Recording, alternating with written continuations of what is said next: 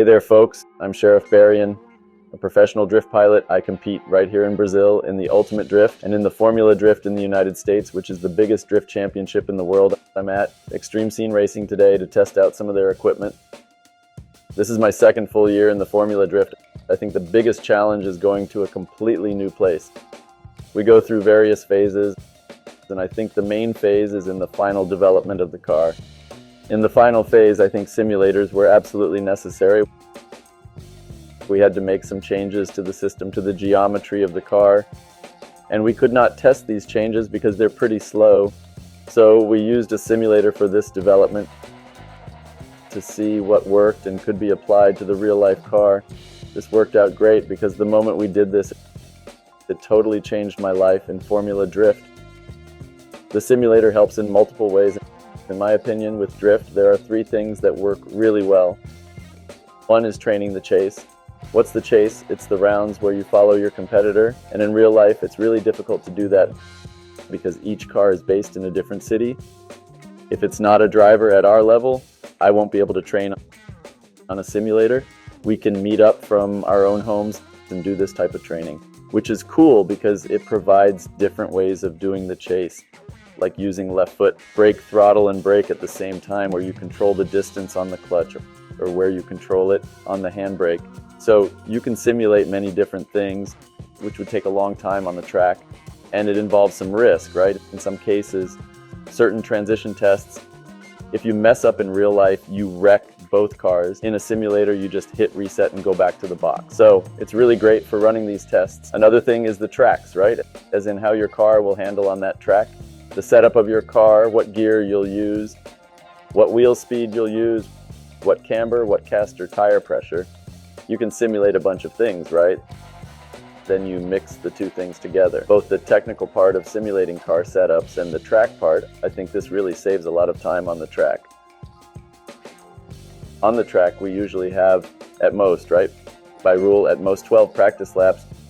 You hardly ever get to do the full 12 laps. Typically, you can do 8 laps at most. If you do this pre-planning beforehand, you save about 2-3 practice laps, which makes a big difference.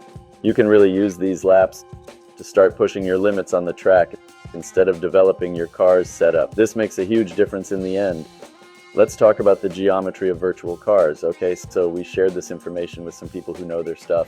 All the details of my car, from the engine specs, the dyno graphs, so they could replicate the same power and acceleration graph, the suspension geometry, camber, caster, working angle, working stroke, shock absorber clicks, shock dyno. So everything we use in real life, we passed on to make the virtual car as close as possible, and it really did feel quite similar. The first car we made, I had the same problems as in real life, mainly on the launch and during transitions. The wheel didn't spin back. Then we started to modify the car's setup until it was a good car for me to drive, and the same things we did in the simulator, we applied in real life and they worked. The cool thing is they worked right away. The first time we took the setup, applied it to the real car, hit the track, and it worked. Very few adjustments needed to be made. Until then, I thought of simulators as just a toy. I had no idea, especially with drift, how much it would help in the pilot development part. I come from Formula Grip, raced in Formula 3, Formula 3000, and back when I raced, that was like 20 years ago, the simulators weren't so advanced, or at least the ones we had access to weren't that advanced, so we pretty much used them to get to know the tracks. But today it's not like that anymore. The simulators are so realistic that it's not just about getting to know the track. I'm not just talking about drift, but other categories too. You use the simulator to start developing your car, develop driving techniques. So you see many Formula 1 drivers today competing on the simulator and doing well in it, just as they do in real life. So I think the simulator has become a work tool for anyone considering becoming a professional driver, and we see that in practice. You have these young kids coming in at 14 years old and winning races against drivers like me with many years of experience in real life racing because they trained a lot in the simulator. Imagine the time they save. It's much cheaper for them to train in virtual when they can practice so much more than we could in real life. So I think the moment these drivers started to perform better than experienced drivers was like a wake-up call for everyone. It's time for everyone to understand that the simulator has become a work tool, not just for fun. I recently set up my new home training rig with the Extreme AX-80 cockpit, which is exactly the same as the one in my race cars, both in Brazil and the US. It has the same seat with the side panels and everything, so it gives you the feeling of being in your car. I really believe that helps me a lot with training. And the direct drive allows me to not only drift, but change the wheel and participate in other types of competitions as well. The whole Simagic direct drive setup, handbrakes, sequential gearbox, just like my US race car. The pedals are something that really catches your attention. Having quality pedals where you can adjust stiffness, response, and all that stuff makes a big difference. Because in reality, when we get our race cars, especially the brake pedal, they are very stiff. We remove the booster to make it softer so we can have as much sensitivity as possible. So using a simulator with the same pedal feel really helps when you go to real life.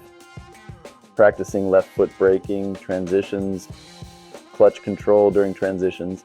Having the exact right stiffness for release or not makes a big difference in the end. Might seem silly, but having top quality equipment for training when you go to real life helps you adapt much faster to your car. So guys, don't forget to follow me. I have my YouTube channel where I'm going to start posting lots of content, especially my simulator practice sessions. You can also follow the competitions on Ultimate Drift and Formula Drift channels. Extreme Racing and Simagic will be doing content with me too on their channels and mine. So come join us. I hope to see you there, and let's have fun and learn together.